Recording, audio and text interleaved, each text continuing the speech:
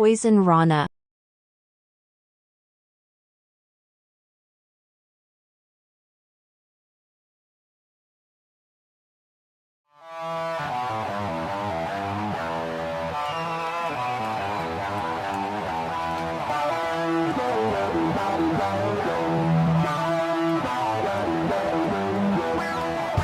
First time in a long time, but back like I never left. Taking each day as it comes, you know me, I don't read ahead. Watch me burn down everything, BDE on the TV set. When I'm in control on the road, you can never really know what's up next.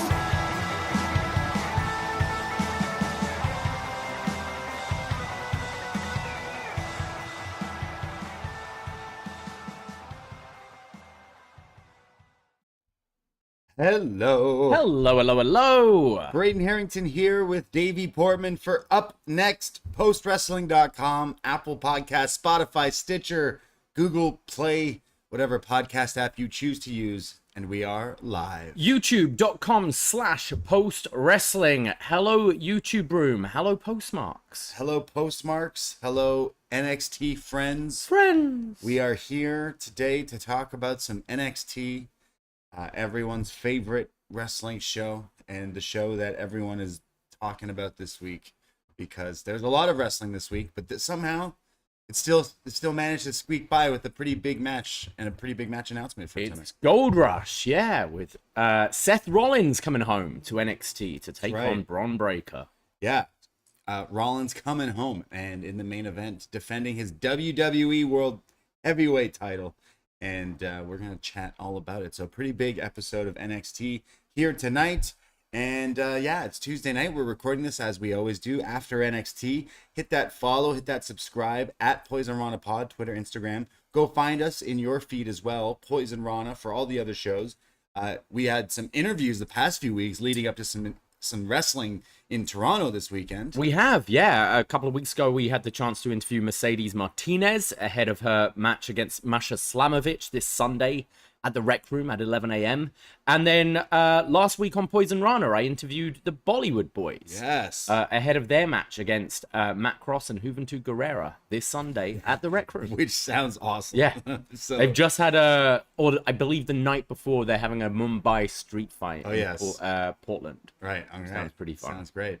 But yeah, there's some interviews for you, you fine people, and maybe we'll do some more in the near future. But that's kind of coinciding. Go check out all the wrestling if you are coming to Toronto. There's lots to check out, whether it's Smash doing all those shows with Defy and Girls Next Door, like we said, or maybe you're going to Forbidden Door or Collision this weekend in Toronto, in our city. Let us know. Say hi. We are your friends, like we say. We like to have a good time. We live the gimmick, and we always like to meet listeners out at the shows. We're also going to Hamilton next Wednesday for Dynamite in Hamilton. Yep. And then the Thursday, the 29th in Toronto, Demand Lucha, which just always just kills it. Just an awesome, fun time. And we're going to be there. You know, Gringo is in the match against Speedball, against Jake Cartwheel, and against Vikingo. Yeah, so, it's going to be crazy. What the hell? Like, that's just bonkers. Should we be worried for Gringo? I'm a little worried. He's had a hell of a run. It's a crazy run with that title at the Man Lucha. So we've been following his whole story arc there. But yeah, that's where you'll find us the next week in Toronto. If that show's available to stream too. That's what's crazy about indie wrestling these days. Like, you can find the streams and watch these things, and I would highly recommend it, because you'll probably see us standing around as we Absolutely. We're always on their Instagram feed, aren't we? Just our favorite spot. Yeah, it exactly. just happens to be in front of the camera. The bar. Yeah. The bar. Yeah. So yeah, we're from Toronto here, and that's our home base. And this weekend seems to be like the craziest thing going on with Forbidden Door, and obviously with Forbidden Pour. And at this point, people, don't ask us for tickets. Honestly, guys, we're not. I don't want to be spending Sunday morning trying to get people into this thing. We have very few tickets left now at this stage. We're just a few days away. When we like originally planned this, we were planning to maybe sell some tickets on the door for the after party. It looks like we might be sold out by then, so don't leave it too late. If you're listening now, we're pretty much sold out. We are sold out, but we're like, there's an after party that's like kind of a separate ticket thing. postwrestling.com/live to get access to this Eventbrite. There's a tier. $30 gets you to the pre-show with John Away doing a live podcast. Me and you are doing a game. We're also at 3, opening the doors at 3, and we now have a sponsorship by Suntory Whiskey. Yes, Forbidden Pour is sponsored by Suntory Whiskey, and they've been very lovely to us. So if you are one of the first 50 people to get to the pre-party, the pre-show, you will be given a complimentary Rainmaker cocktail. Flip a coin, yeah. Yeah, so super excited for that. Don't leave it too late to come and hang out. If you are unfortunate enough to not make it in time to get the cocktail, we obviously will be selling them at the bar as well. So try out a Rainmaker cocktail. Try out a Judas Effect cocktail. It depends. How do you like your whiskey? Canadian or Japanese? That's right. We got Suntory Whiskey involved, and it's crazy. So for relaxing times, have Suntory times. And I'm super hyped about that. We're going to have some swag. We're going to have some games, fun, trivia. We got things to give away, and it's going to be crazy. Yeah, you think Gringo Loco's had a run with that Premier Demand Lucha title? You think Roman Reigns has had a run with his title? You think Gunther's had a reign with his title? The real champ is Fire Frank. Fire Frank. And we've put together a hell of a gauntlet. We need to find, out of the 150 people showing up to this event, we need to find the worthy contender for the BDE Championship. Because, you know, Ceno's had two attempts to take this guy down. I've had 2 attempts. You've had 2 attempts to take this guy down. He sent Carino's kid packing. Yeah, off the Colby Indies. Carino had his chance. He didn't. I've had my fair chances. I haven't done it. Everyone has. So we want to find the best, and we have created a hell of a gauntlet you've got to run through, where anyone can enter. We'll be whittling it down, and then we'll have a scramble match to determine who will be Fire Frank's challenger. And to make things even more ridiculous, because why not? So our friends at Pure Fandom, shout out Big Tom. He's handed over us a replica IWGP World Heavyweight Championship belt. And you know what? Who more than Frank deserves that? Frank does not watch New Japan, could probably not tell you who the champion is right now. But you know what? The only way someone else is walking out with this title is if they beat Frank, because the winner will be handed this title. So, you know what Frank messaged? He was like, where is the nearest home hardware to Real Sports? Because I think that IWGP title after Frank's victory might spell BDE by the end of it.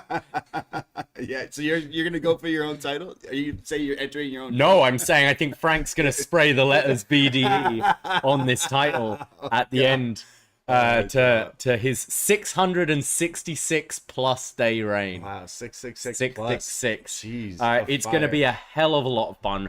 We do have quite a few prizes that we'll be giving away. Both at the pre-show and the post-show. So, you know, you've got a few days. Brush up your knowledge. Brush up your New Japan. Brush up your AEW. There'll be some WWE as well. We have some legit, like, wrestling masks to give away as well. And I think I'm going to give Best Karaoke Performance one of the replica masks. Nice. I think that would be a good thing. So that's for later on. But I'll also negate that if anyone can sing Kazanina, right? If you can nail that, you get the map instead. So yeah, lots of fun stuff over this weekend. Pre-show again, John and Way gonna do a whole Q&A, ask away live, which is gonna be awesome. Then we're all gonna go watch the show, which is gonna be equally as awesome, I'm sure, if not more, of course. So can't wait for that. And then we got to pull ourselves together to host the post show as well. Yeah, wrestling karaoke afterwards at Real Sports. It's right across the venue. So lots of stuff going on in the city this year. And yes, you people across the pond, you already know we're coming for ALL INNIT, but just lots of wrestling. But this weekend, it's our neck of the woods. We're going to be hanging around. We'll be all around the city. We got friends and listeners coming in. We got lots of stuff planned. Can I just say, shout out our man Neil, because our man Neil, he's had like 3 failed attempts to go to a post/Poison Rana/grapple event. And he's made it. He's landed. He's touched down. WH Park's looking after him. Wow. So, yeah, we're finally going to meet our man Neil. Yeah. It's going to be lovely. Absolutely. There's going to be so many post personalities at this event. So, if you want to come and hang out with us, do, as I said, don't leave it to the last minute.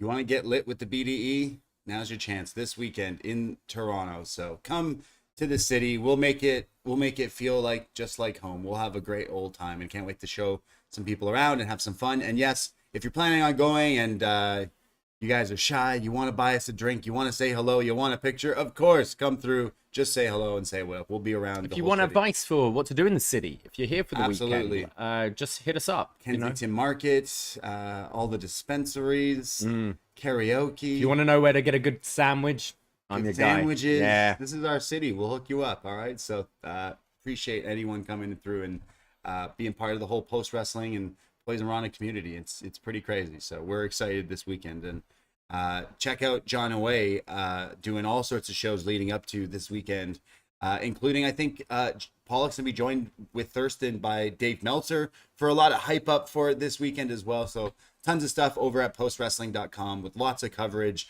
And John Away won't be doing a post show live Sunday night because they'll be out partying and hopefully singing karaoke with us, wrestling karaoke.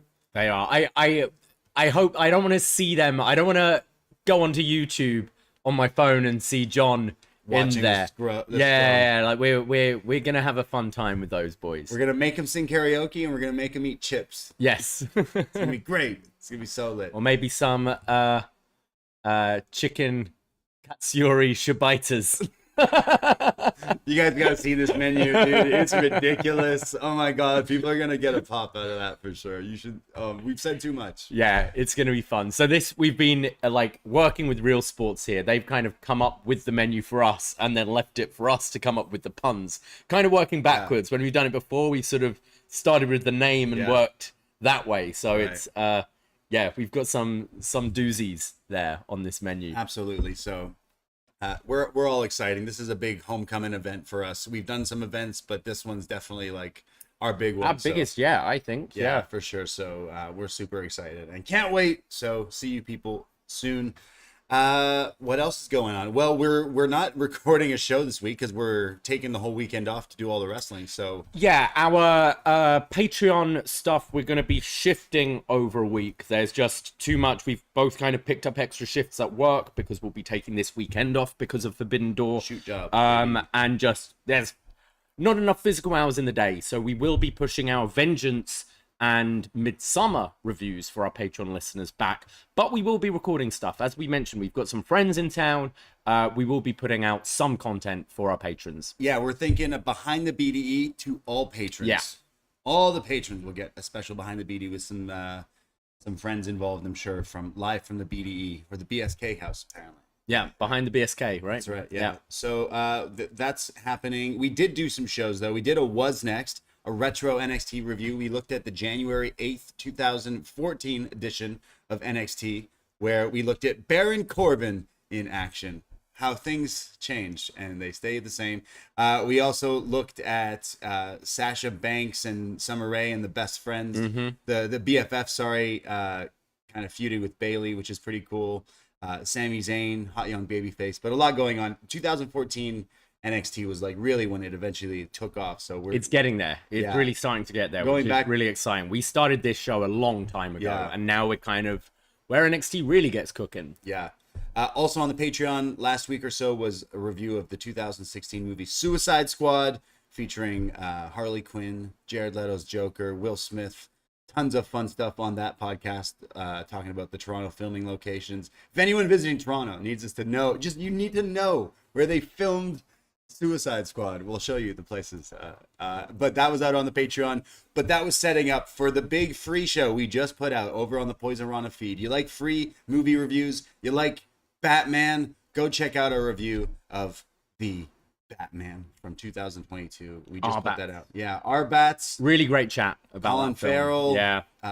Kurt Cobain, Batman, terrorism. We talk about it all. So Absolutely. Fun stuff over on the free feed. Again, hit that subscribe on Poison Rana. It's never a bad time to subscribe. As we've said before, they've changed how they do things. So your month starts whenever you subscribe. And we've got so much coming up. July's coming up, which is Shark Week, one of our favorite weeks here at Poison Rana. So what will we be talking about this year? I mean, look, we're talking about Baron Corbin and how he likes to, for whatever reason, still no reply on why he is using burn the ships. Burn the ships. But really, he's sinking the ships or sinking the subs, possibly. Oh boy. Because like we're about to just throw a whole review out the door of NXT, because the real subject is the Titanic submarine explorer that has gone missing in the ocean.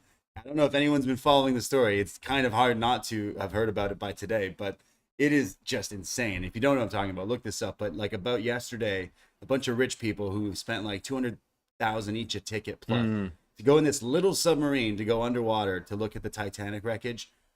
They've like gone off connection. They've disconnected somehow. They've gone missing underwater in this wreckage, and it's terrifying because as we're recording this, these scientists and people are saying they've only got like 35 hours left, if they're even still alive. It's so scary. It sounds like this thing was like an art attack submarine, you know, just bits and pieces. A Logitech controller. Oh my god, like gaming controller. It's wild that like this stuff kind of still happens, but like absolutely terrifying for these people. Just you know, sharing a 21-foot space with 4 other people sounds awful. Yeah. Alone. Just rich people. And then there was the killer whales attacking the rich people's yacht. What's going on, dude? There's the shark attack videos. You seen that? The guy just fully eaten on video. There's the ocean's wild. We're getting what's coming to us, right? It sounds like eat the rich, burn the ships. I mean, yeah, hope there's a happy ending to this. Yeah, but I don't think there will be. It's sounding pretty bad. And like obviously the internet takes jumping to like memes and Titanic, like, you know, Jack's down there somewhere. Look at that necklace is down there somewhere. But so is this like ship that's just now floating around, which is crazy. But I was just been fast. I've been trying to get updates on. I've been checking Twitter today. Like, have they found them? Are they okay? Still nothing. So it's just crazy, like how like where we are with like technology and everything, but the ocean, it's still. Like, there was that aircraft that went missing a few years ago. Remember that? Right, yeah. Was it Malaysia Airlines or something? And you just think, like, you know, we can see planets through a telescope and stuff, but we still can't, like, you know, sonar the whole ocean to pinpoint exactly where this thing is. It's really scary. Yeah. I mean, for Shark Week. But Shark Week coming up. I mean, yeah. I just like, even as a kid, Logitech, really? Like, you go to your friend's house and they're like, sorry, this controller is not a legit one. It's a Logitech one. You get your two official ones, don't you? And then you get your cheap ones for when talking about, people come over. Yeah. And they're using that to control the submarine. They're like, oh, man. Maybe a shark ate them. Possibly. When is Shark Week? Later in July. Mid-July, I think. Something like that. Nice. We'll have to get a poll up there. Yeah. But yeah, send me the updates. We need the chat. You need to update us by the end of the show if they have. Frank says the Loch Ness might show up to save them. I don't think that's the same lake or ocean, but you never say never, right? Well, they haven't found him in Scotland, have they? Get Ted Danson on the phone. Yeah, get Ted Danson on the case. Or Nicolas Cage. If you know, you know. So what else is going on? We're going to talk about NXT, but you did a little bit of a solo Poison Rana. Shout out Davie holding down the fort because I was playing some golf with my dad, so that was fun. But CM Punk is back. He's back. He came back. He cut a promo. He had his title in the bag like he's Ric Flair. Is this all setting up Punk v MJF at All In? All In or All Out? Oh, right. That's the thing. Because they're back-to-back, right? Yeah, I mean, I think logically it makes sense. He didn't lose that title. He didn't really finish his story with MJF either. I do think that kind of makes sense. It is going to be interesting, and I think we'll get a sense this weekend in Toronto with Collision.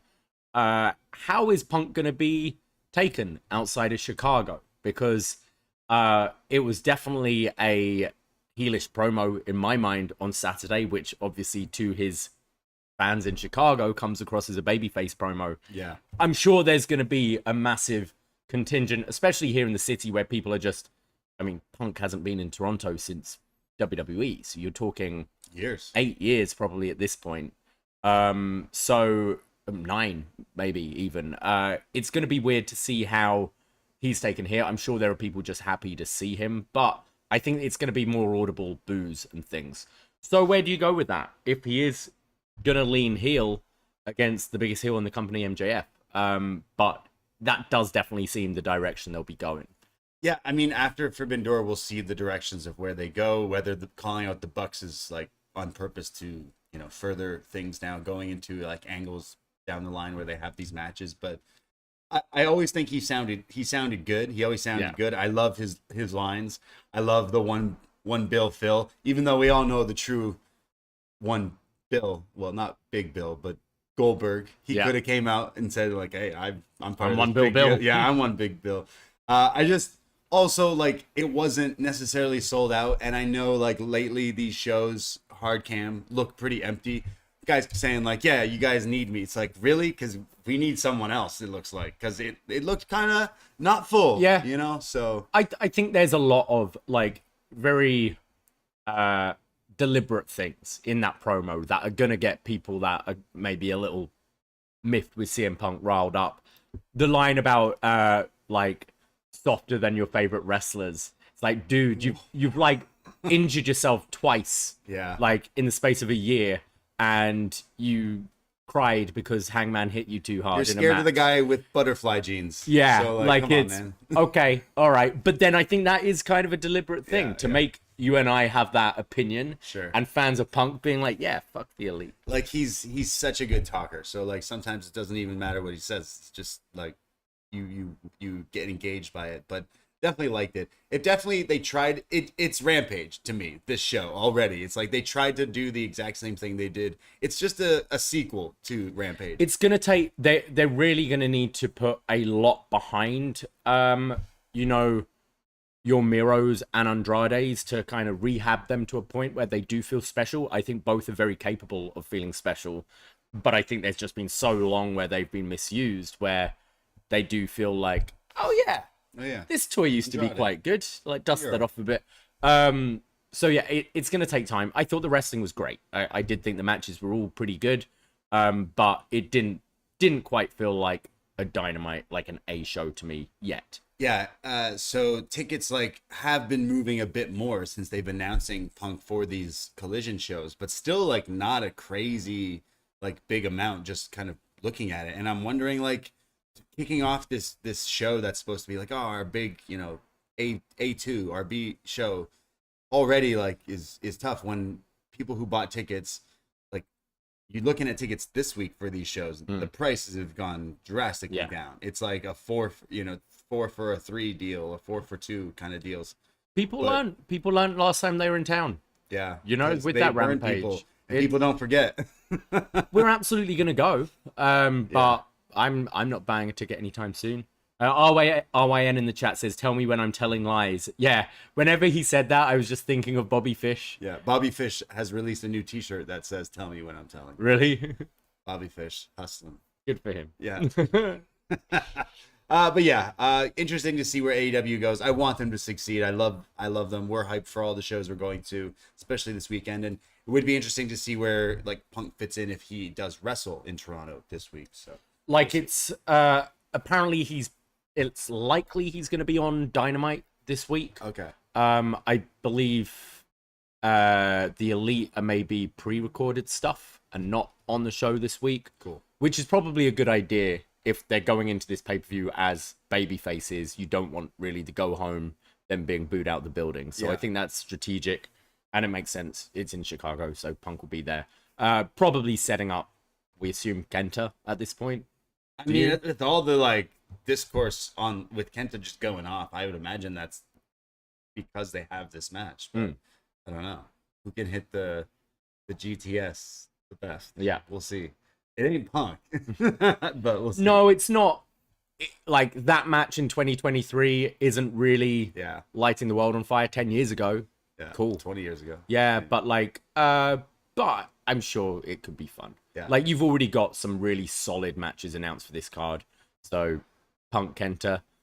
They've announced a meet and greet before Collision on the Saturday with Sonata, Ishii, Shingo, and I think Okada. So that means like, or Tanahashi maybe. That means like Ishii's here, Shingo's here. Like, let's get them announced in some matches because I want to see. Now we've got all the singles. I'm kind of for the wacky six-mans, just wild teams that make no sense being put together. Sure. Yeah, I'm down. That ended up being quite fun last year. I think we all did feel a bit like, okay, but where's the dream? Where's the real matches? And we've got the dream matches this time. Yeah.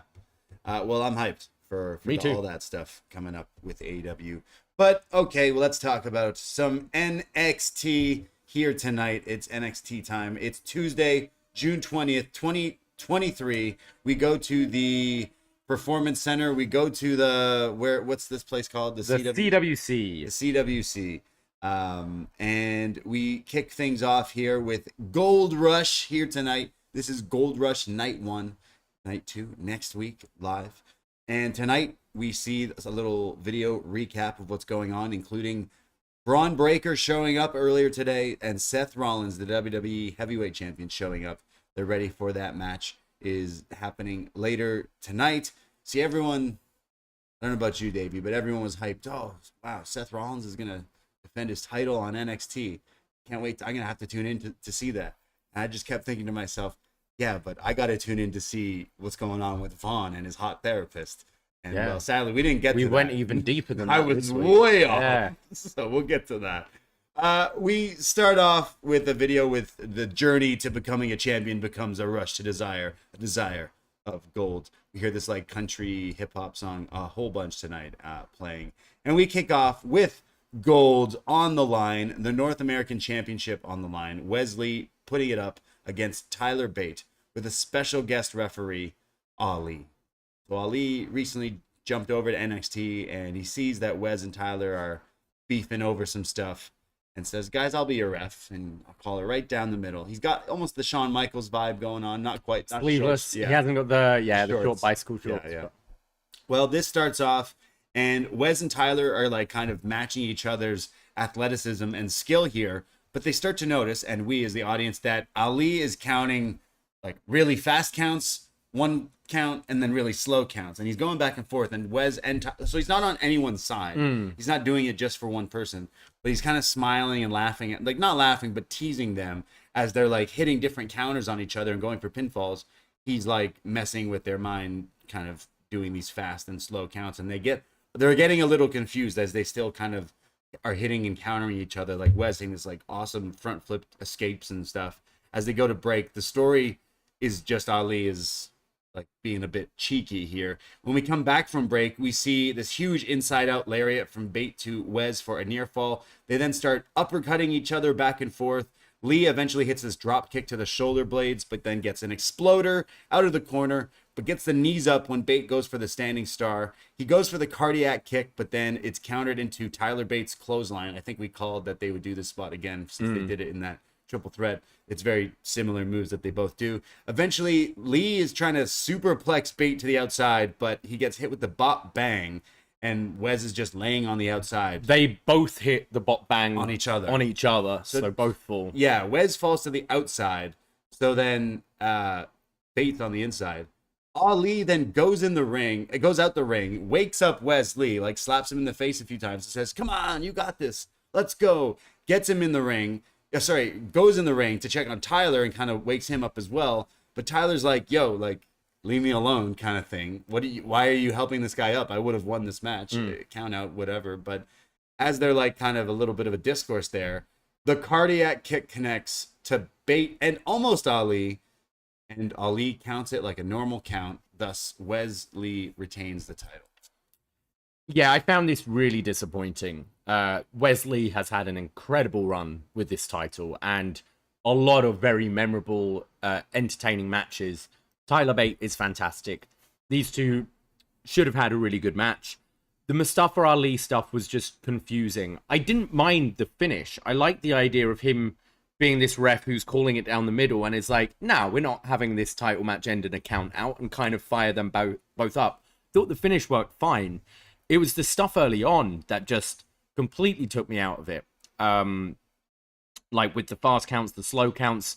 Like, yeah, I kind of liked his mannerisms. I liked his like shit-eating grin as he's doing it and like fucking with them. But there hasn't really been any indication that he's been messing with them the previous weeks. And I thought if he was going to do this, it would have made more sense for him to have like, you know, aligned with Bate. And this is something that they've been planning together where, yeah, we're going to screw him out by doing fast counts. But it didn't really lead to anything, and it just took away from what could have been a really good match. And I didn't think the match really ever got going because of this ref nonsense. Yeah, totally disappointing with this match. On paper, these two should have had like a match of the night. I mean, like, they're so talented, and right away it threw me off out of the match when the first fast count, then the slow one as well to the opposing. It's like, okay, this is silly. I mean, I feel now you can lead to like Bate challenging Ali, So at the and end, then yeah, he gives him Ali a maybe winning that, and Ali going on to challenge Wesley.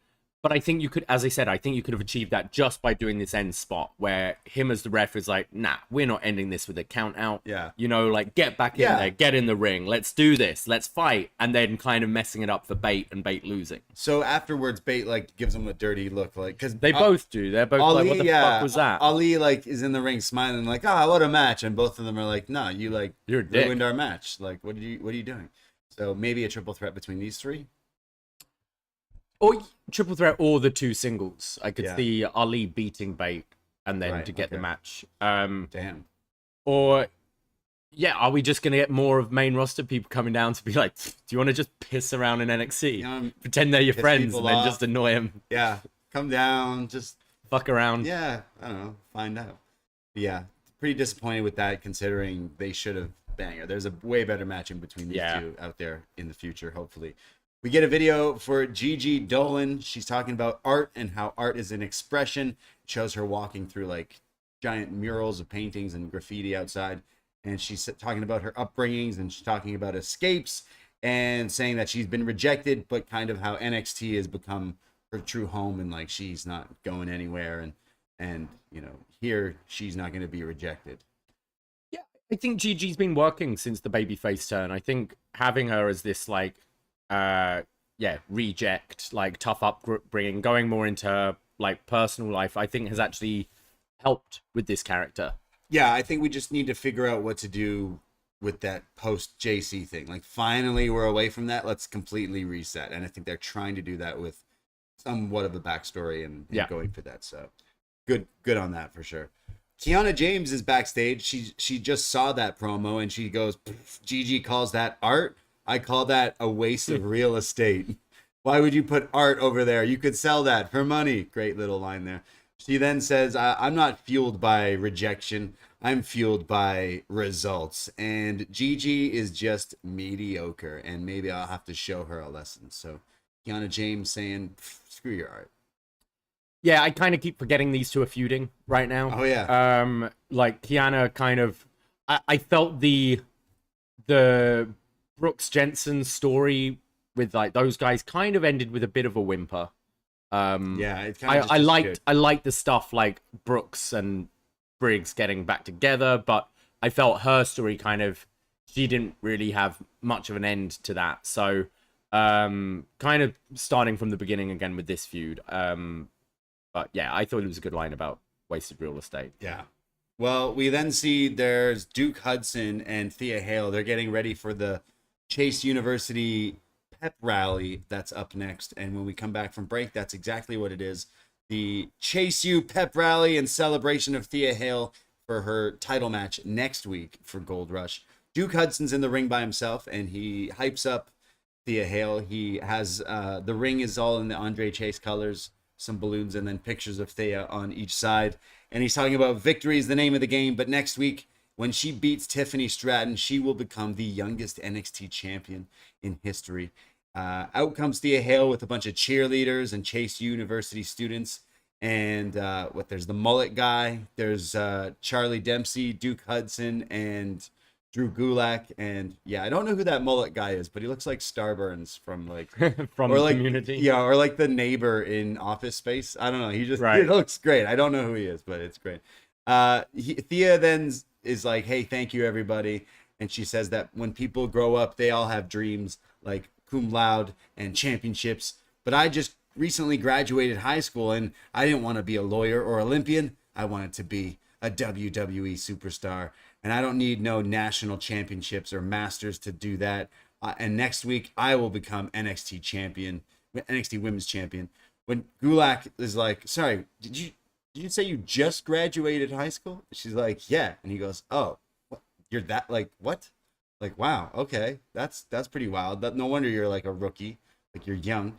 And she says, I want to thank you guys. I want to thank Mr. Chase. So hi, Mr. Chase. I know you're watching at home. And she says, I also want to thank you, Duke and Charlie and Drew. And we're going to give an Andre Chase-sized ass whooping when Tiff comes out and just kind of rips their pep rally, says it's pretty lame and gross, and says that you got lucky, but there's 0% chance. And everyone knows that.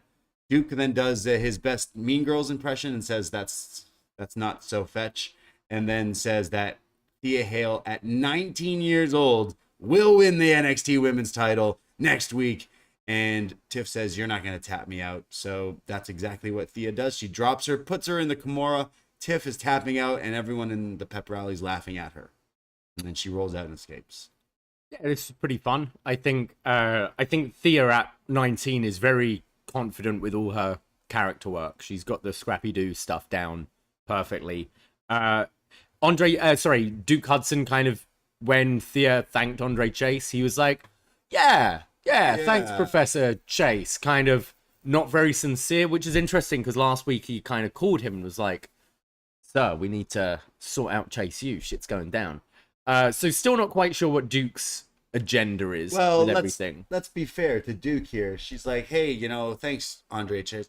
Why? Since you've been gone, things have been better. Yeah, things have been better since he left. So I wonder with Thea, like, how she's still like pretty green and got a lot of seasoning to do, but also I can see WWE wanting to capitalize on how young she is and having this character on the main roster, like being this young and playing kind of this school kid essentially in this roster of adults.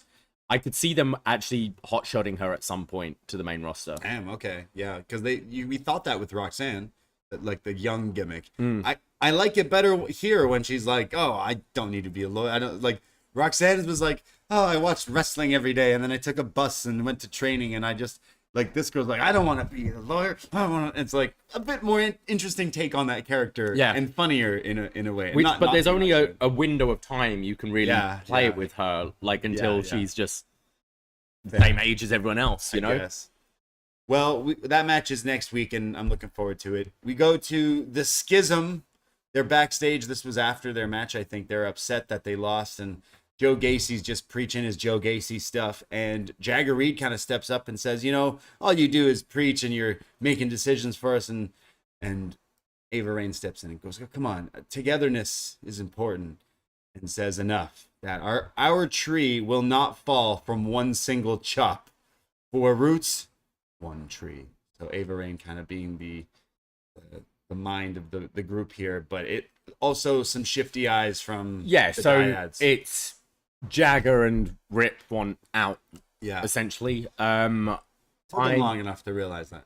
Yeah, and I'm hoping maybe like this is a split and a call up for these guys. I think they're trying to kind of rehab the tag division, it seems, a little bit, and Sami Zayn and Kevin Owens will need opponents. Like I feel like they've already ran through most people.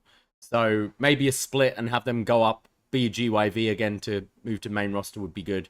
Especially if they've worked out something with them wanting to leave. It's like, well, okay, how about we like finish off your NXT stuff and let's give main roster a go. Yeah, I don't want to assume anything would happen, but when the stories came out of, hey, these guys asked for their release, they were then put on TV and had banger matches. Yeah. And probably went, see? And now they're setting the seeds for a breakup. So I love these guys. We've seen them over the last months, like dropping, like the contacts. Yeah. Jagger Reed's grown his beard out again. They're wearing just more their normal clothes, that kind of thing. So yeah, and I think it can work with just Ava and Gacy. Sure. Yeah. No, I'd be pretty hyped to see the GYV back as that form, because these guys are they're pretty funny. They're pretty heelish. They're amazing wrestlers. And you know what? As much as I've hated on Gacy before, also been liking him as well. So maybe this isn't just the best pair. You see the momentum LA Knight's getting right now on the main roster because the guy can talk. Yeah. Gibson, we haven't heard him for so long, but Gibson can talk. Oh yeah. And that like initial sort of like UK Championship NXT run when it would go in front of a US crowd for the first time, seeing this guy for the first time, he'd get heat so quickly because he's so good. So it's kind of weird because obviously they want to do the branding on the names and the creating new gimmicks and stuff, but I totally see these guys just reverting back. Just do it like FTR did. Like, change your names to some... Keep these names, I guess. The Jagger Reed names. I don't know. They're kind of terrible, but whatever. They're terrible names. But, like, give your tag team a name. Don't call yourself the Dyad. Call it, I don't know, another abbreviation, and you're fine. Look what FTR did. People go, oh, the Revival? Oh, yeah, FTR. It's the same. Yeah. It's the same thing. Yeah. GYV? GYV, yeah.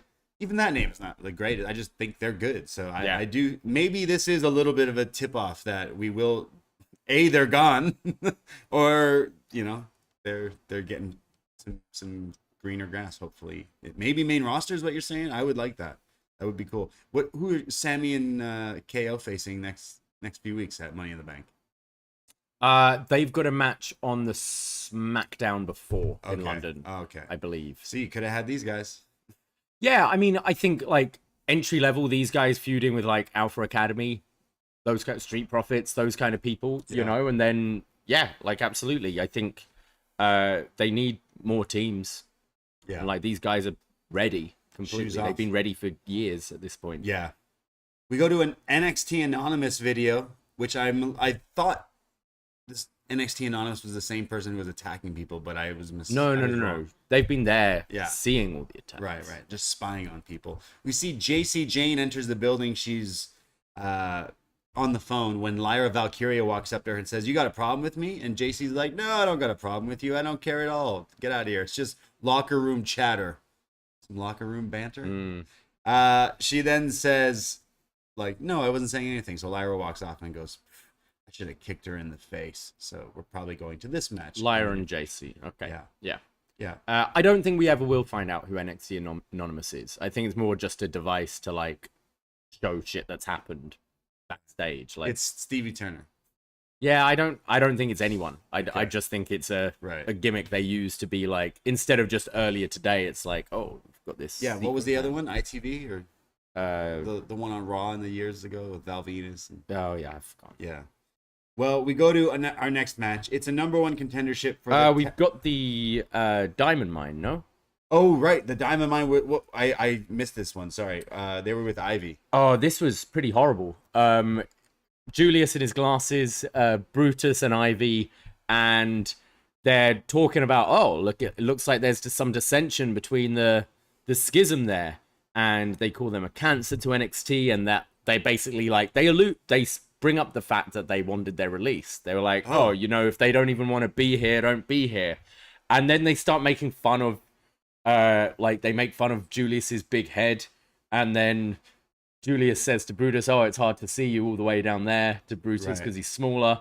And then they make fun of Ivy's dent in her forehead. Oh my God. And then they're like, oh, and look at your cauliflower ears, Julius.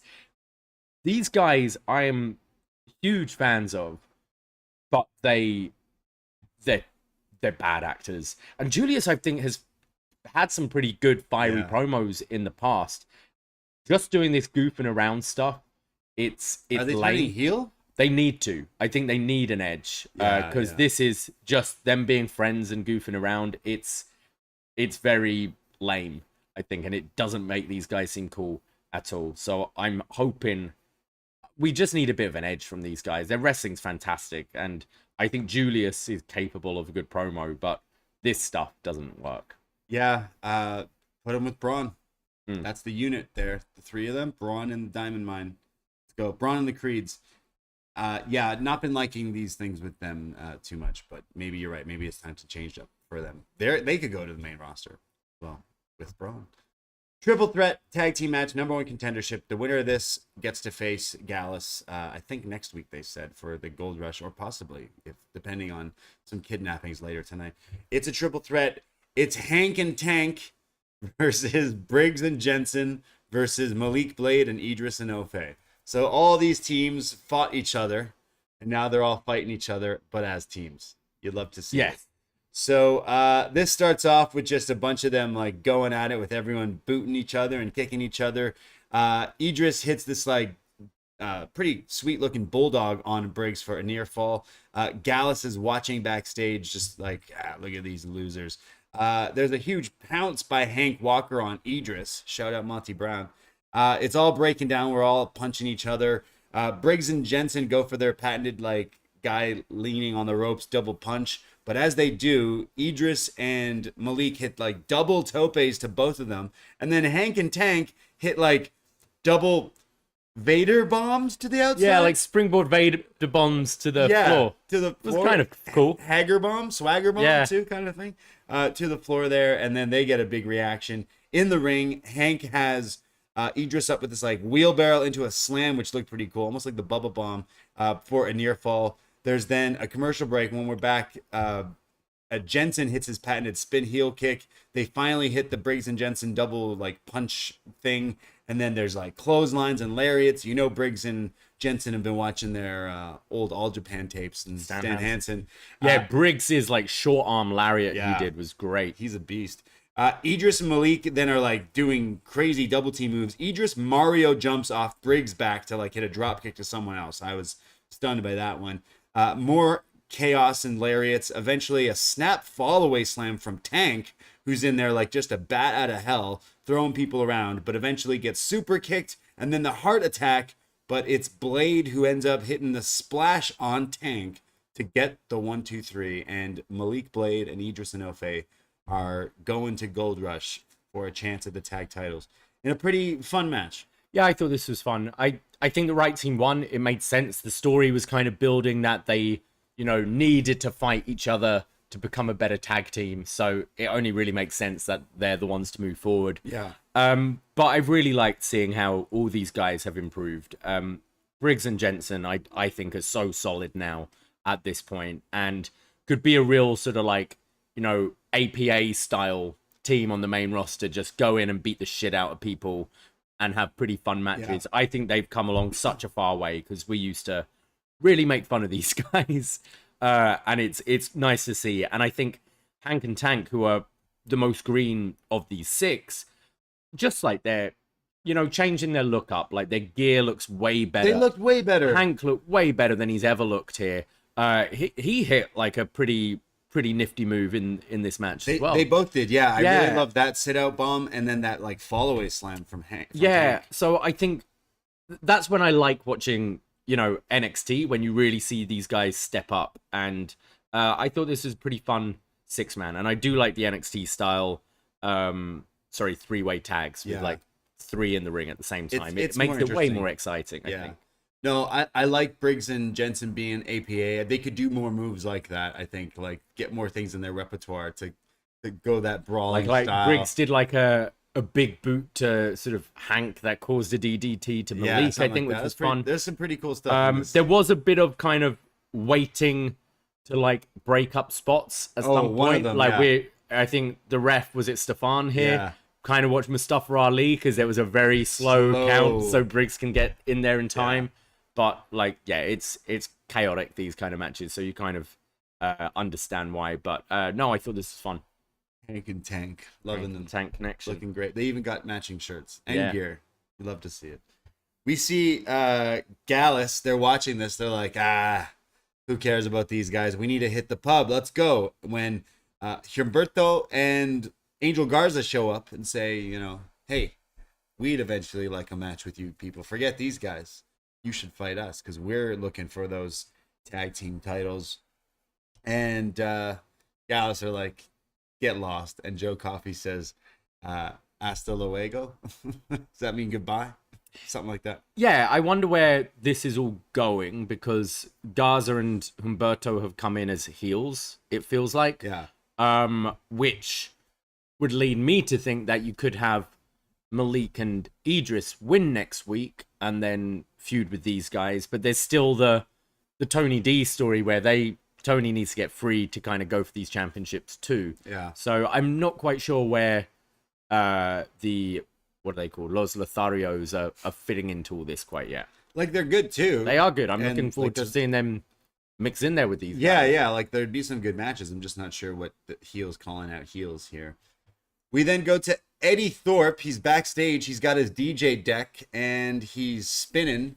Must have been a silent disco. You know, one of those? Yeah. You ever see? I've been in them. Yeah. What do you think of those? Where They're fun. Everyone has headphones on and you can change the channel of what the DJ is It's great playing. to talk to people. It's a great way to meet people. And I like when like you're slow dancing with someone and then everyone's like, "Way!" and like jumping around you. And you're in like different tempos. Then you flip the channel and it's what's going on? Yeah, it's fun. So Eddie Thorpe's doing that. So he brings his whole kit to backstage. I mean, his kit is not like too crazy. This is like no, but he's also not booked in a match this week. He could have just stayed at home and DJ'd at home. Is he working on his set? I don't understand. I could not hear the music. There was no. No, music. he did have his headphones on. Okay. So yeah. He's just mixing in the locker room. I think that would have been better. I think people would have been like, "Oh, thanks, Eddie, for the tunes." No. As someone who lives with someone who makes music and doesn't wear earphones, no, headphones are good. Like, why would you go to work? Headphones are there for a reason. But like, why would you go to work with your whole like? I get they're trying to push like, hey, this guy. Hey, if you're not familiar with him, To be fair, I take my laptop to work, and when it's quiet, I'm trying to make things for upNXT like- and Poison Rana.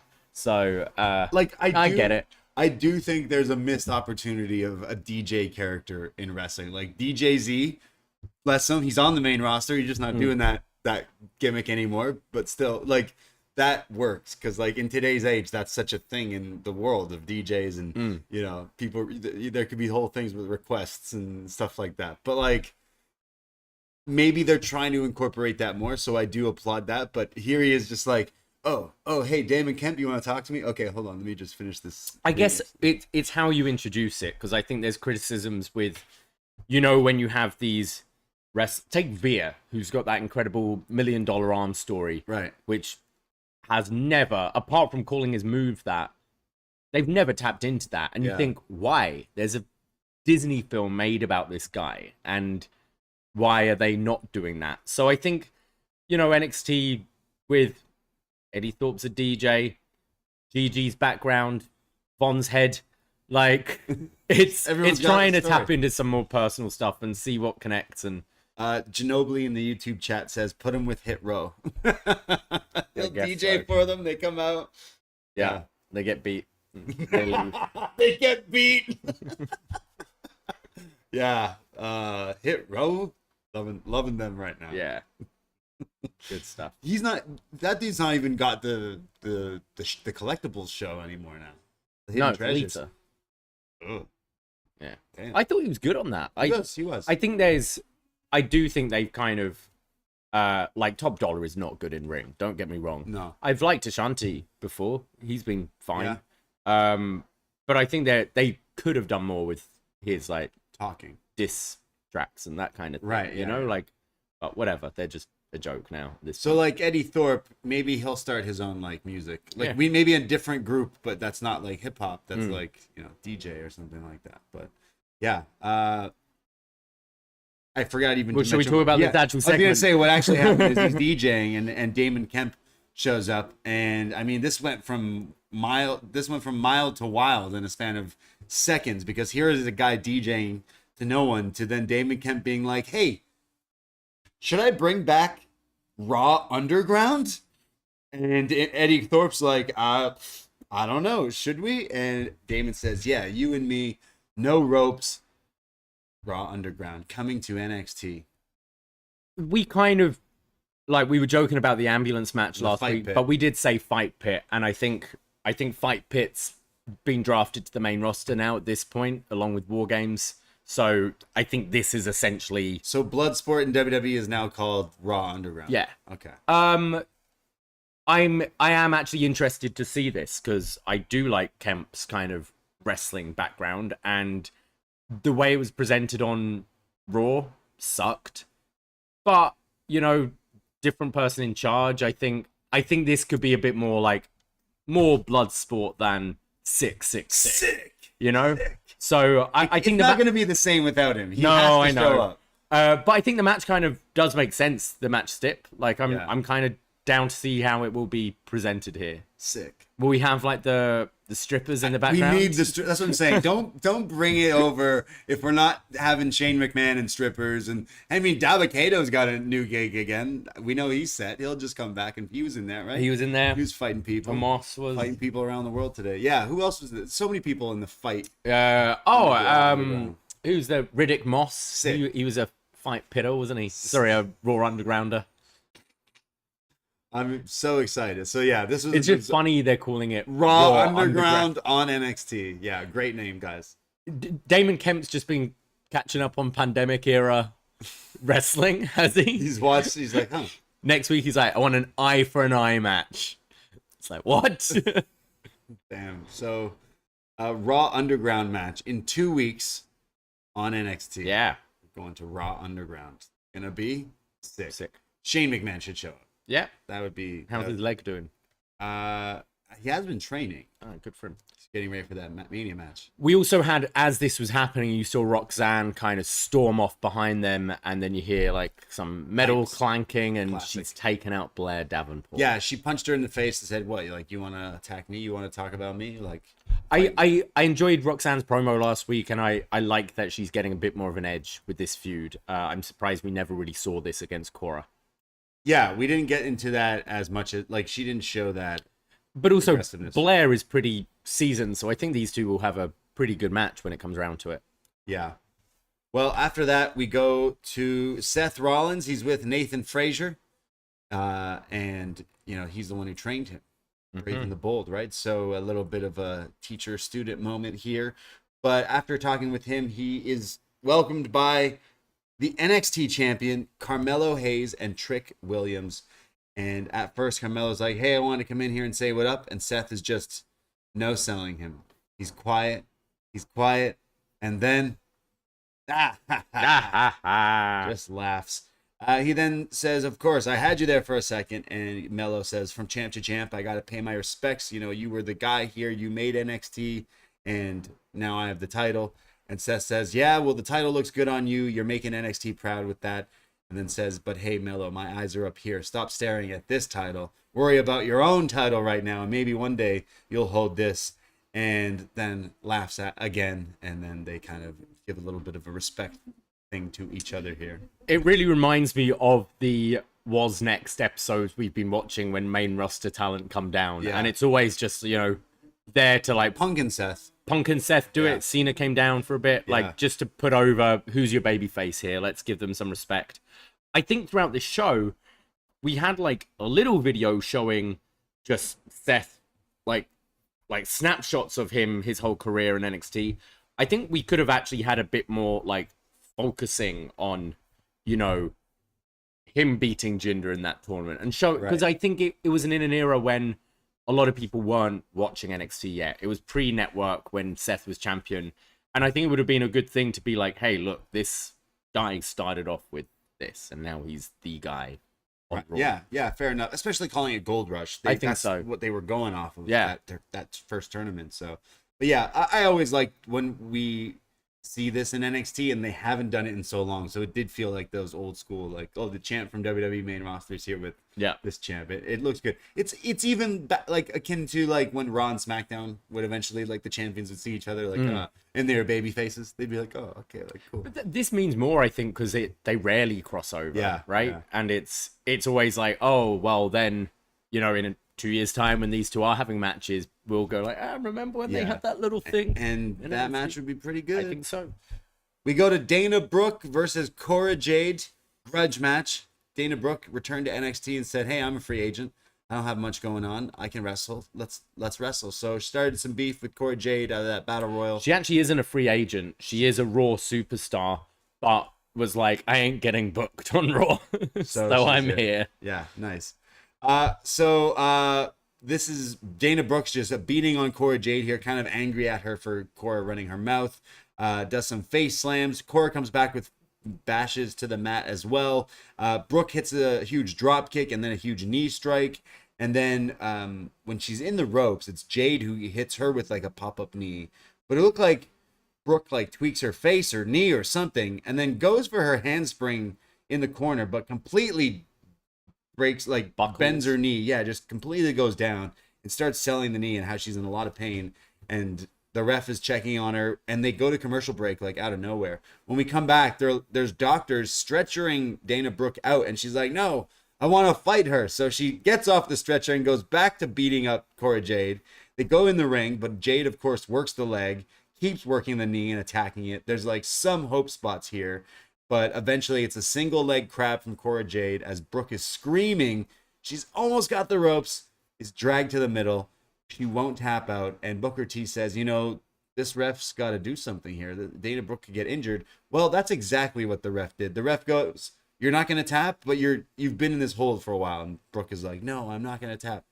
So the ref says, the match is over anyways. So the NXT screw job of 2023 is Dana Brooke did not tap out, but was forced submission.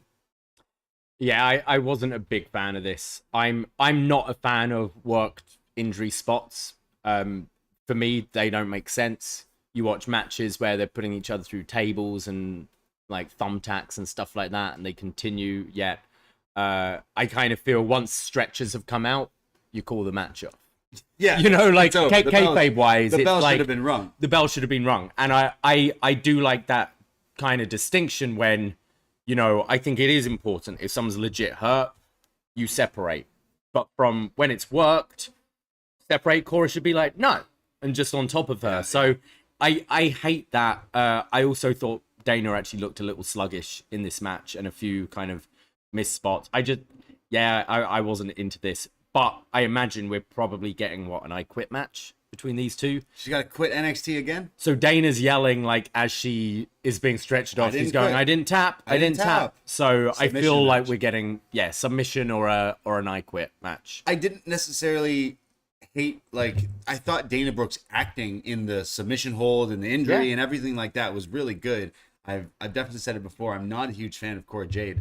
She didn't do anything this match. I hate that move that's like, I'm going to take your back of your head and slam you into the mat. Like that, anyone can do that. And it's just so of like the most basic thing. And it seems to be like her patented move. Just, grab you and throw you to the, I did not like the match, but I did think Dana Brooke shined in the whole angle thing. Her selling was good. Yeah.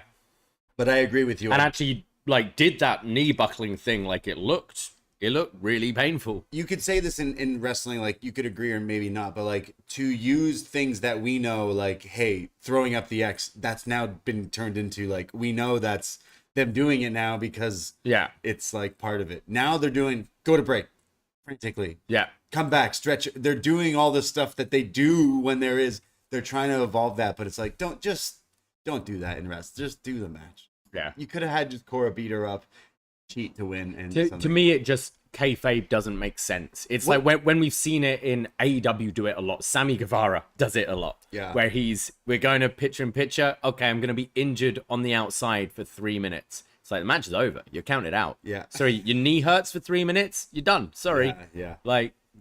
Yeah, I wasn't too big into that, and especially with the ref thing earlier with Ali. It's like, what's going on with these refs? There's got to be a new ref gimmick coming soon to fix all the refs in NXT because there's just too many mess ups. I mean, that's what didn't Damon Kemp call him out last week? Yeah, exactly. Too many ref mishaps. Right, main event time. Yeah, main event time. As I said, we're trying to find out what's going on with Von Wagner and his therapist, but that does not happen here today. No therapist. The therapist is Robert Stone. We get a video here earlier today in the empty arena here at NXT. Von Wagner sitting down with Robert Stone, and he says, yeah, I came here to NXT, and when I got here, nobody cared about me. But you, Robert Stone, you cared about me when no one else did. And Stone goes, Von, what about the picture? And he holds up the picture of Von Wagner as a baby with big old head with stitches all over it, covered in it. And he says, what's going on? So Von says, I guess it's time to explain my story. And he mentions that when he was 15 months old, he had, I'm definitely getting this wrong, trigonocephaly. Oh man, definitely try either spell check totally, screwed me here, or I just completely butchered in how to say it. But talking about how he was an infant and his brain had like specific growths in different areas, and so he had to have surgery at 15 months. Yeah, it was saying like babies like heads change shape and stretch and things, and his didn't, so it stayed like compacted, right? So 14-hour surgery to try to save a 15-month Von Wagner, and like neurosurgeons and all sorts of stuff here. And after that 14 hours, they saved him, and they gave him a life. He says, they gave me a life, saving my life. And you know, this was crazy hard on my parents. And Stone says, I'm a parent. I know, I can't even imagine.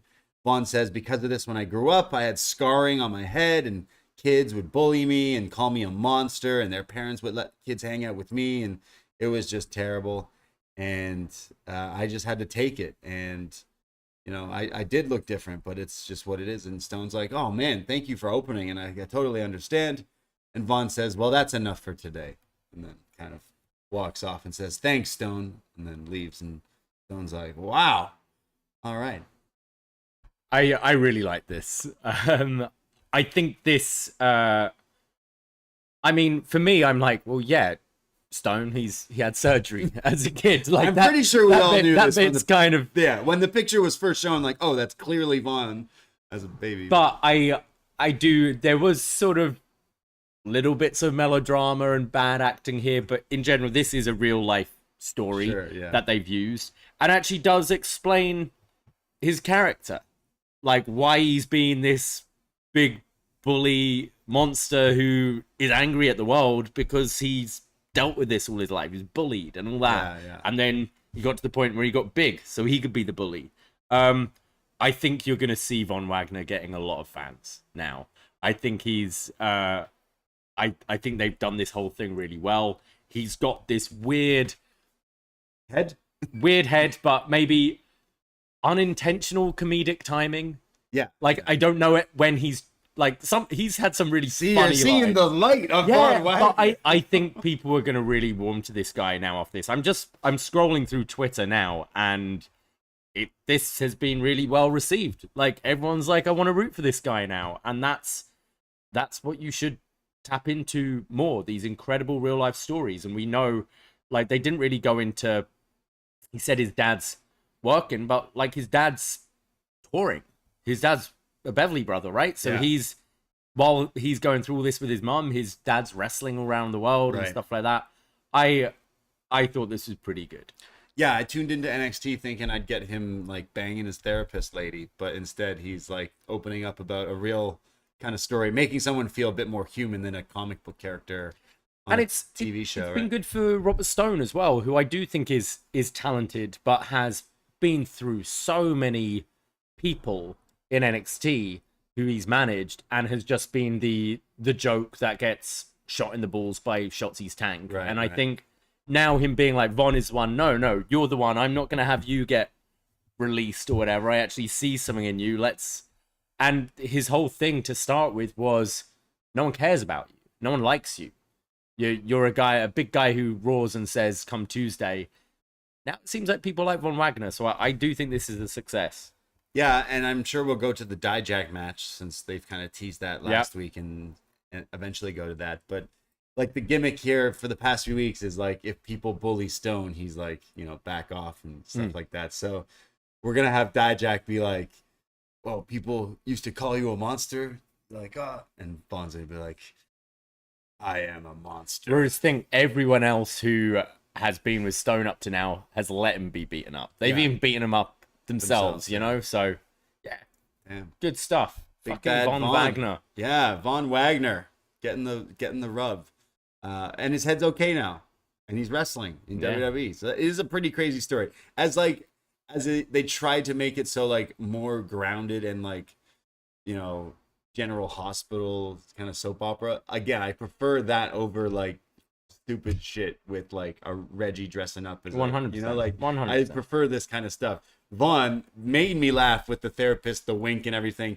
That's what I'm just confused at. Are they literally going in every Tuesday like, okay, what can we throw at the wall to make, because like literally last week or the week before he did the wink with the ding, like oh, hot therapist, and now he's like, anyways, I almost died when I was 15 months. Well, because the therapy's taken him to the point where he trusts wants to open Stone up. to open up. Right. Yeah, it Fair makes enough. sense. No, I Von Wagner, future WWE superstar, don't forget it.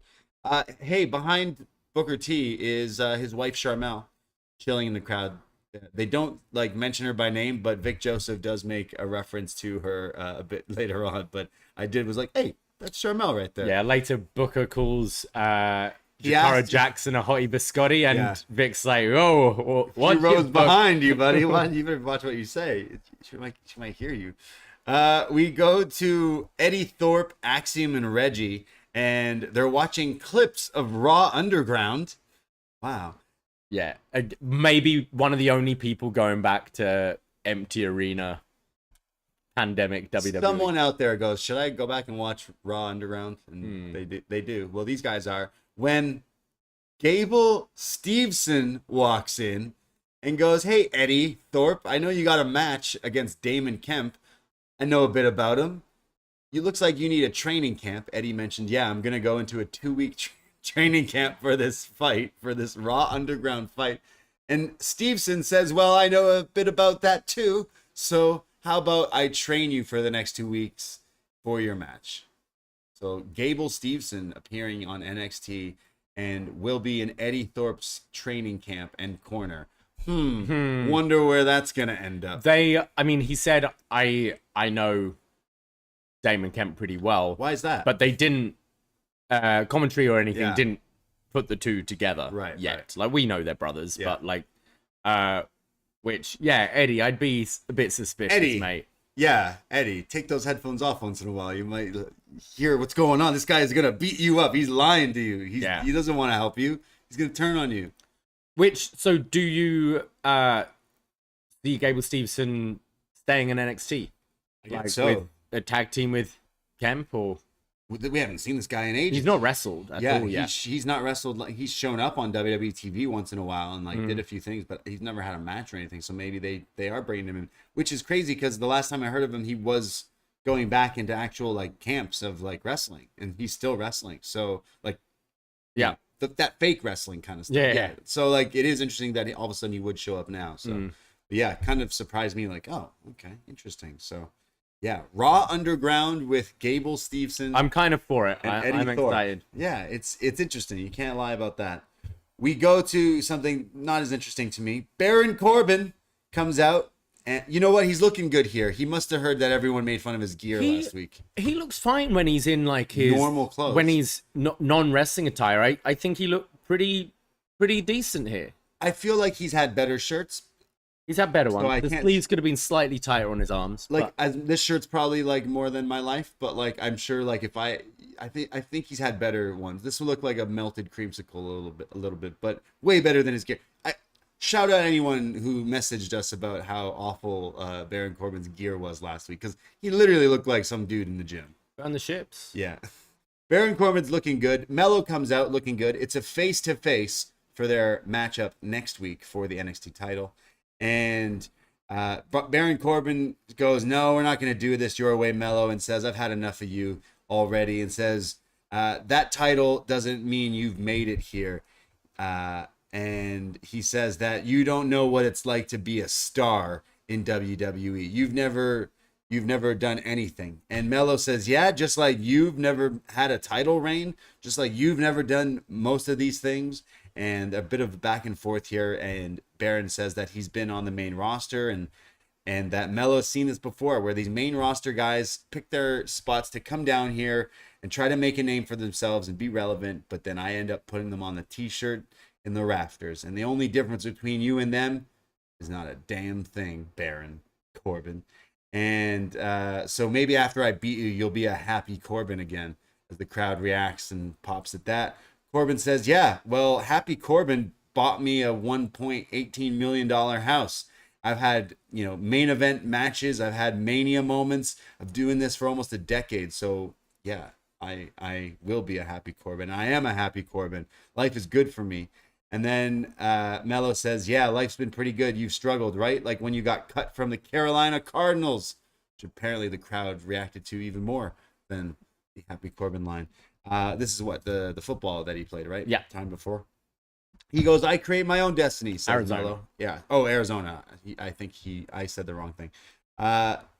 He then says that this may have been one of the houses that you've built, Corbin, but I put a few new rooms in, and I got to put a new roof in because I keep bringing that bitch down.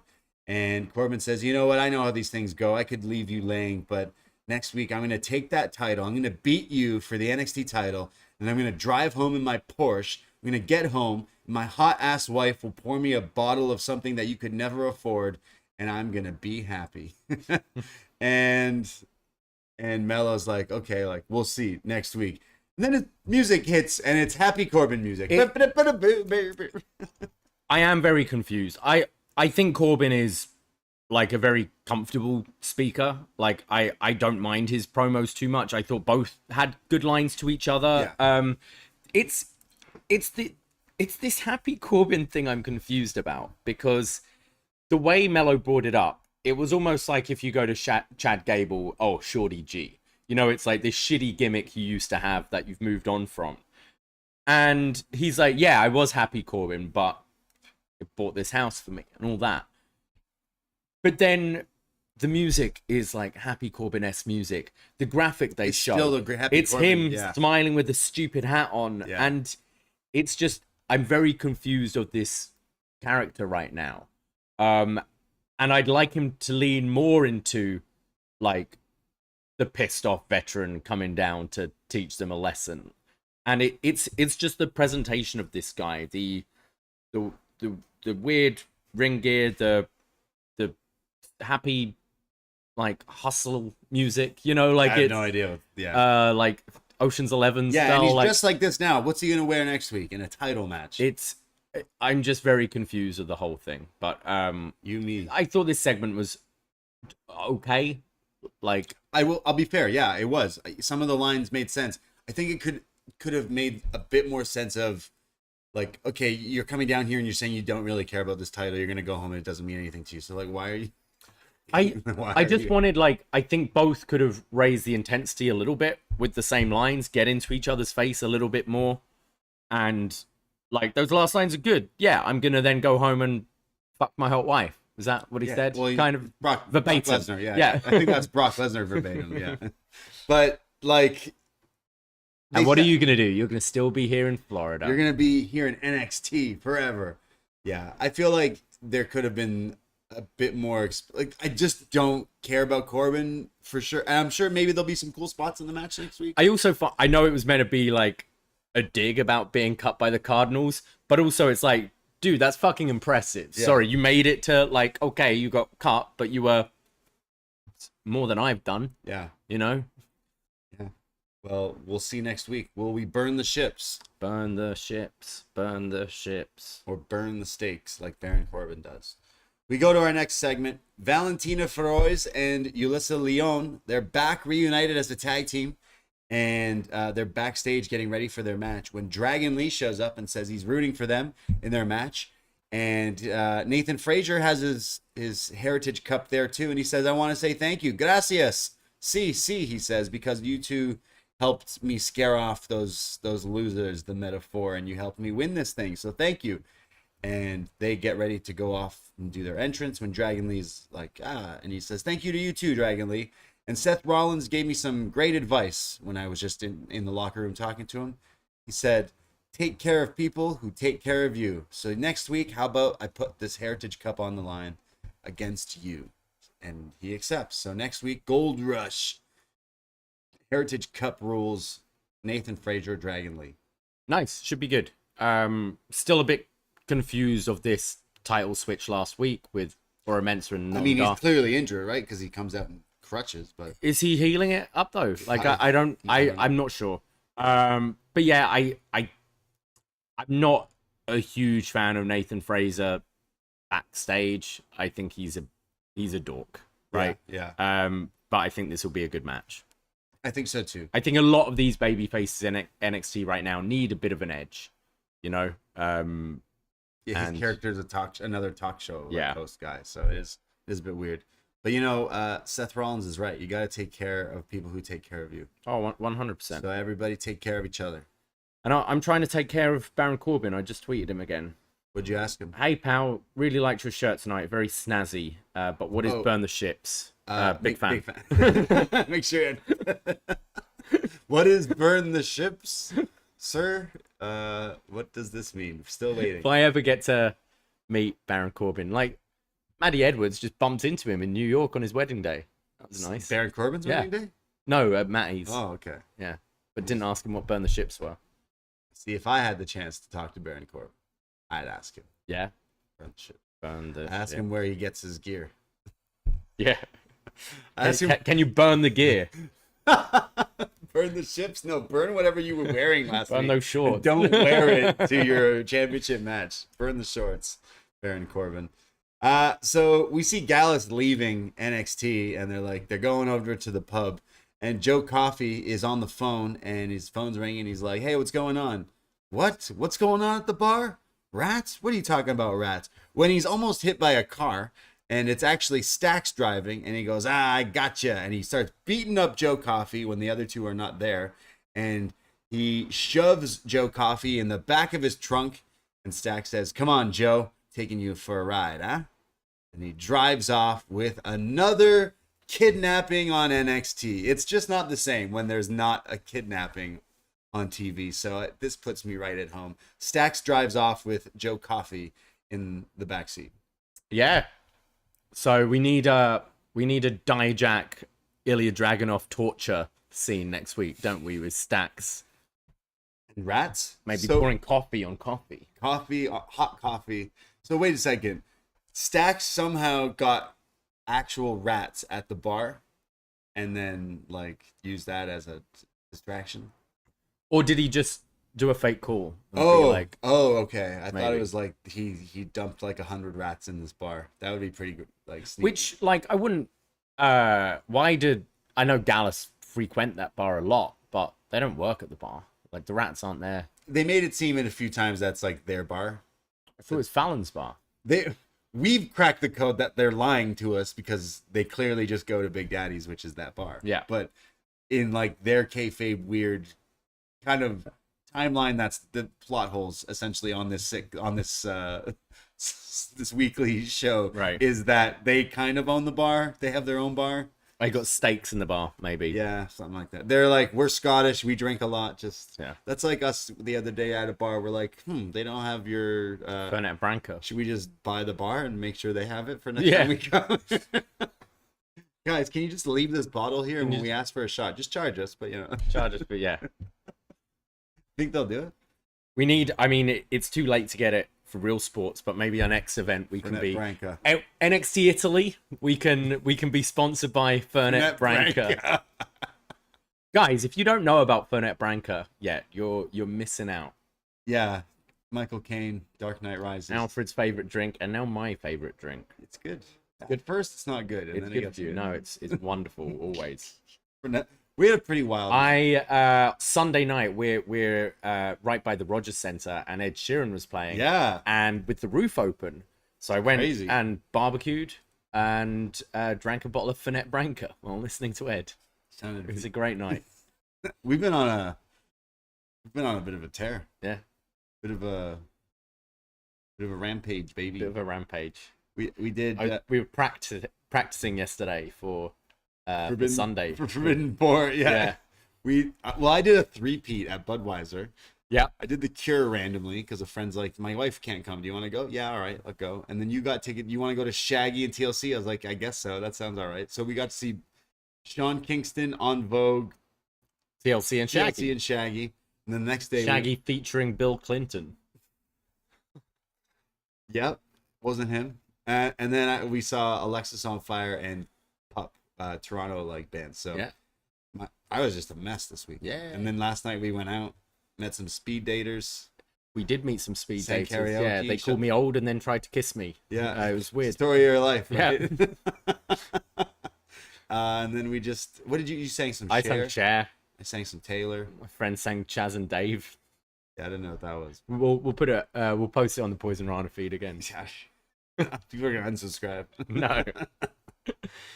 So yeah, Stacks kidnaps Joe Coffey, and I'm sure we'll get some. Hopefully next week. Yeah, he's got to get some information out. This guy. So free Tony D, free Tony, everybody. We see the Metaphor make their entrance. Lash Legend and Jakara Jackson are going to take on the team of Yulisa Leon and Valentina Feroz. That's right.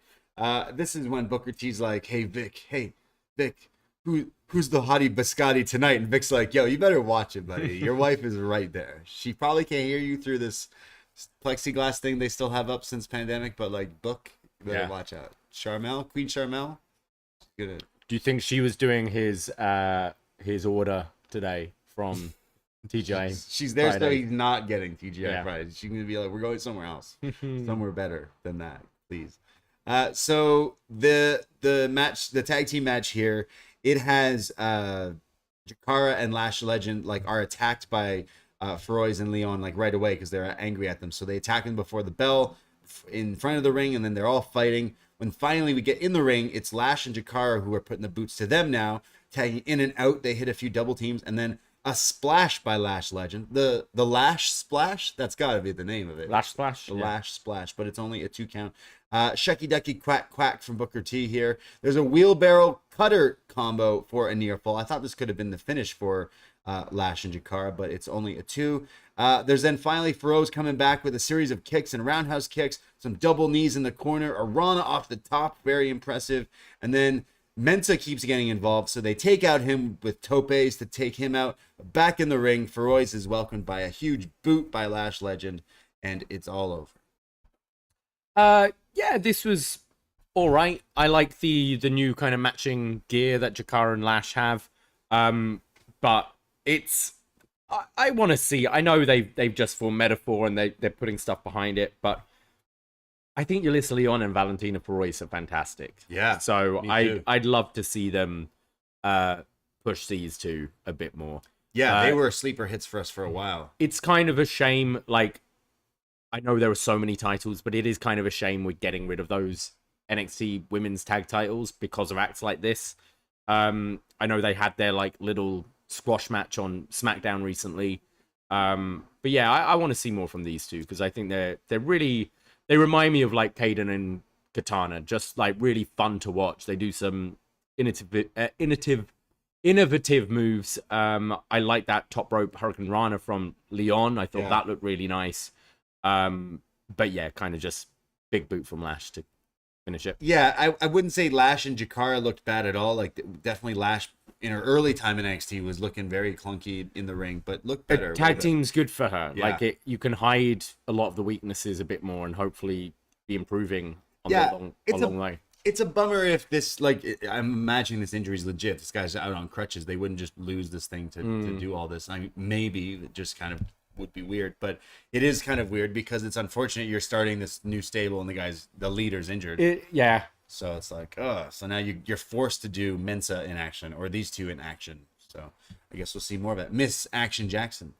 It's an advertisement for next week's. We got some big matches. We mentioned Baron Corbin's challenging Melo for the NXT title. We got Thea Hale challenging Tiff for the NXT title, women's title. Nathan Frazier, Dragon Lee for the Heritage Cup. And then what else do we got? They announced a few other things, but next week's looking pretty good. Pretty stacked next week. And then they reminded us that the 20th of July is the Great American Bash. Do you see any title changes next week? Maybe the Cup? Not sure. The Cup already? Yeah, maybe. I mean, I don't see any others changing, so. Tag is the one I might question. Oh, Gallus versus Malik and Edris. Oh, yeah. Maybe. True, possibly. I mean, because they don't have Joe. They don't have Joe, so they could lose. Yeah. Well, we go to our main event. It is Seth freaking Rollins, the WWE Heavyweight Champion, putting that title on the line against Bron Breakker here today. Bron has his dogs barking. He's meaner than evil. He comes out. He's got that dog in him. As a Titan. It looked like his Tron said, "Got dog me." I was like, Davie, can you help me out here? What does that say? Got dog me. And you're like, yeah. Oh. So that the alternating words were dark. So it just read Got dog me. Got dog me? Got dog me. Got that dog in me. Braun Breaker, Seth Rollins, WWE Heavyweight Championship. Seth Rollins is way over here. The crowd are cheering his theme song. By the time they get to the ring, they let the crowd go for so long here. I mean, it's NXT. It's smaller, but like so loud. And just the shot of him smiling, laughing. The WWE's Joker here holding up the title as we kick this match off here. Braun and him kind of are at a stalemate. They go for each other. They go for their finishing moves right away, but each getting blocked, like the spear, the power lift up, the stomp, the pedigree, all blocked as they kind of are getting a bit of a sense of each other. And it eventually ends up with Seth hitting a flying knee off the apron to the outside, which as we go to our first early break, when we come back, Big Joseph, Force of Habit goes, "Welcome back. We got the NXT World Heavyweight title on the line." I mean, the WWE... The former NXT champion against the current... I see you, Vic. I love Vic Joseph now, definitely. There's then Braun, who hits like a Frankensteiner in the ring, like a snap Rana on Seth. And then like these exploder-like tosses. So Seth's got his ribs injured from Finn Balor, who keeps beating him up on Raw. So Braun tried to expose that, just like throwing this guy around like a rag doll here. Pretty nice. Some German suplexes. Shout out to his uncle Scott. He starts doing the push-ups just like Scott Steiner. He eventually sets up Seth for the spear, but he runs into the post shoulder first. The crowd is super going loud for Seth here. Seth hits a tope and then another one and then a third tope suicida and then clears the commentary desk. Throws Vic Joseph's, pens or candy, I think it says. Right. That's with announcers and having lots of candy. JR's candy jar and Vic Joseph's candy box. Gets thrown. That little sugar rush when you're getting tired. Maybe something to keep your mouth moist. I'm not sure. So. Booker is pissed, of course. Seth puts Braun on the table. Well, actually, Braun almost puts him through it, but Seth puts him on it and then jumps off the top turnbuckle to the outside with the splash through the table. Great spot. The crowd is going nuts here. Seth tries to get the pin on Braun, but he can't do that quite yet. Another break when we come back. Some rolling elbows from Seth. He goes for the splash in the ring, but it's a miss this time.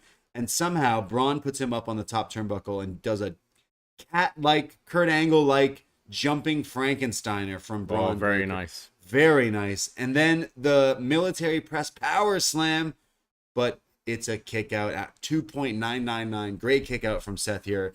I can't believe I bought that. I was like, whoa, it looked like a 3.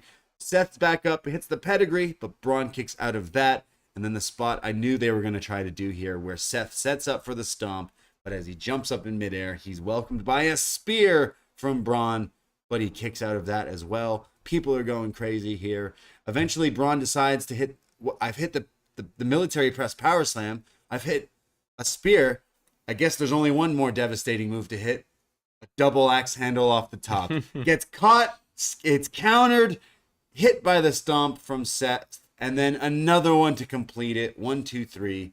And Braun Breaker loses. Seth retains the World Heavyweight title in an awesome NXT main event. Yeah, I enjoyed it. I think the crowd being so hyped to see like a star like Seth Rollins in NXT just made this match feel hotter. I thought they got a good amount of time. It was a little Super Cena-esque, like Bron hit both his finishers. Seth's deciding to do frog splashes through tables with injured ribs. Seth does that a lot. He's like, what part of me is injured? Okay, I better use that for all my offense.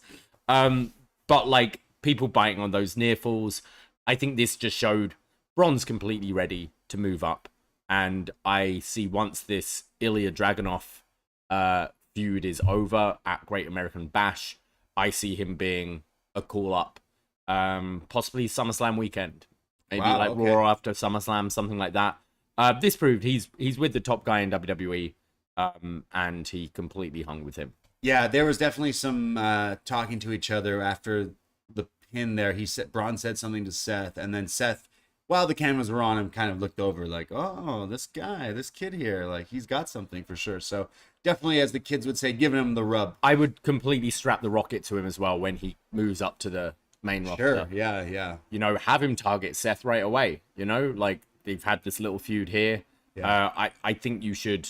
I don't think this is the kind of guy that you have, you know, start and slowly build up. I would just absolutely put the rocket on him. Goldberg. Yeah. Just Goldberg. Have a streak going on the main roster or something like that. Yeah, I mean, Seth, we said, is like the measuring stick in WWE, and you have a bad match with this guy, and then like you're doing something wrong, and he did not. So Bron is doing something right, and I would see him being called up after the next little while, because what else is there left to do here? He's got nothing left to do apart from this Ilya match, really. Yeah, which would be awesome as well. So yeah, I'd still say put him up with the Creeds, because then he's got like the tag. They could be the tag team people running stuff like.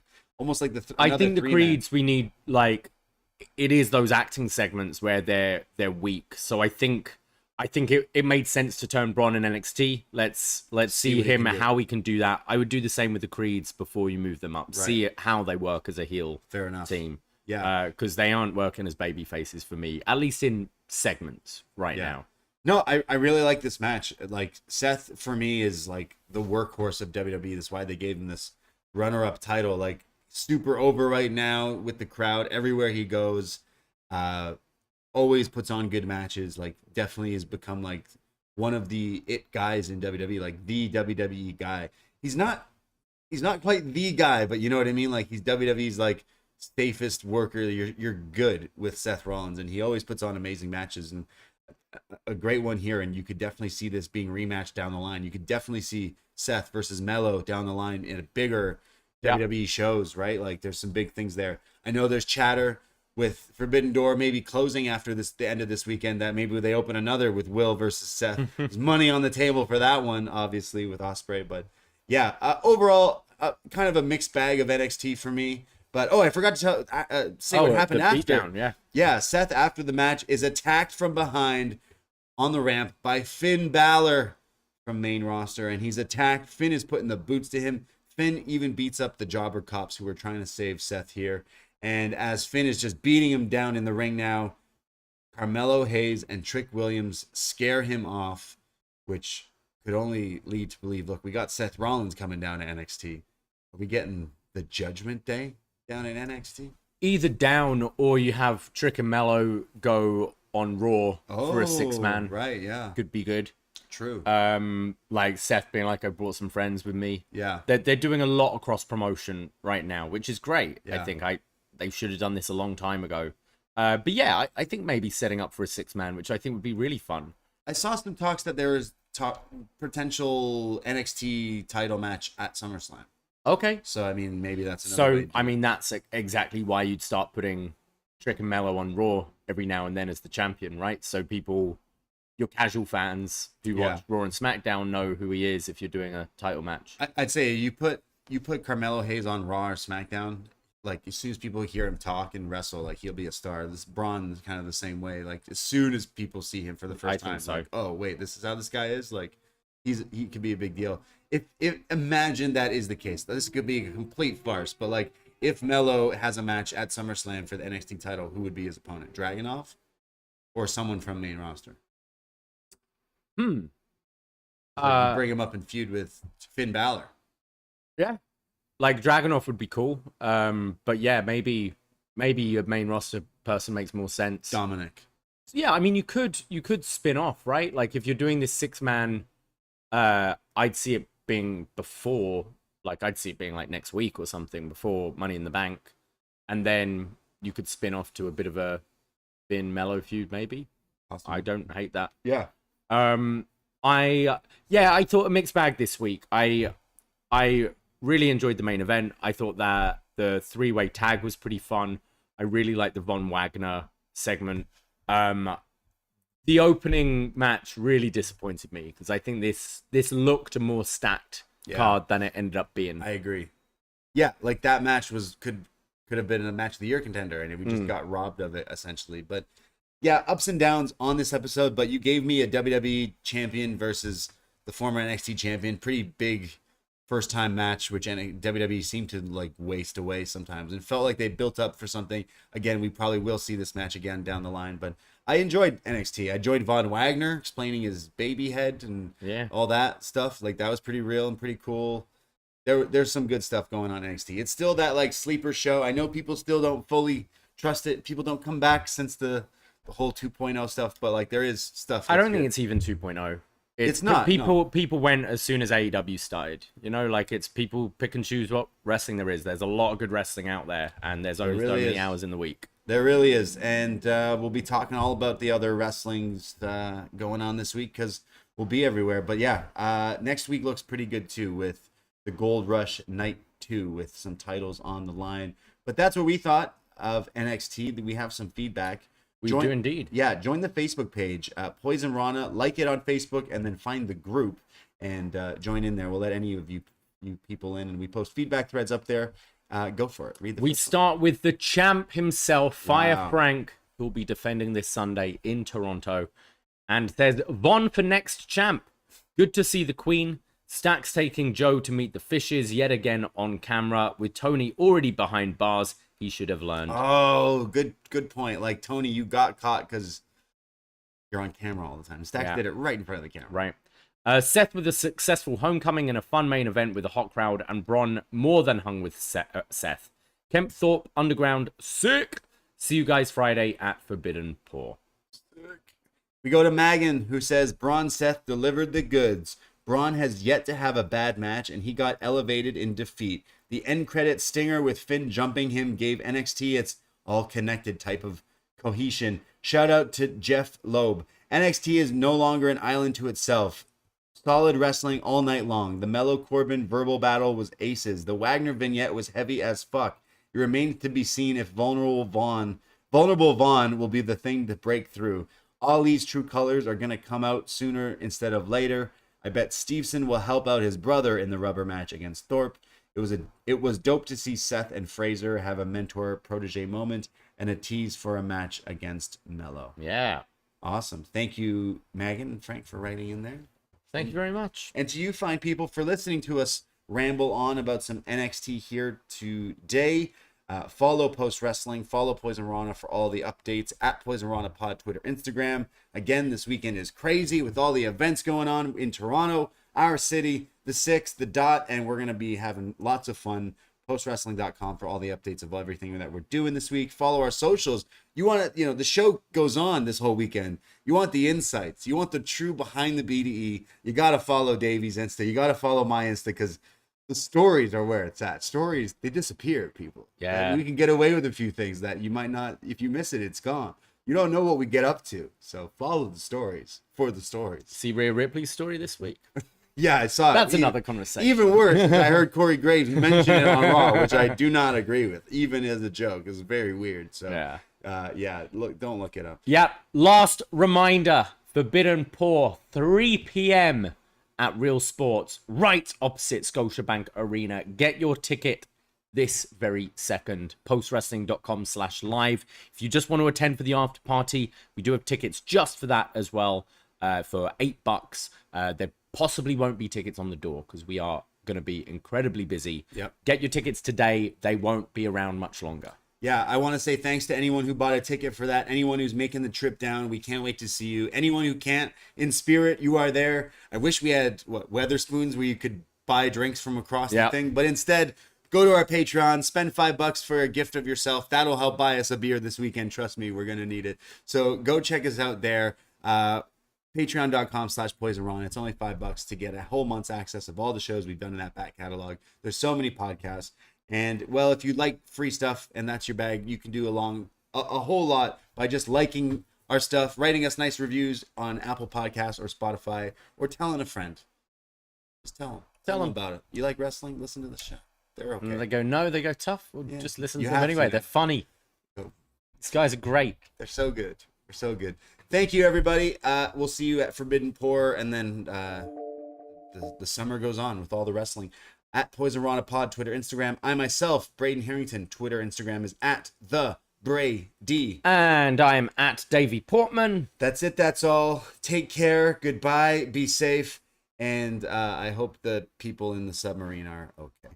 Ahoy! Poison Rana.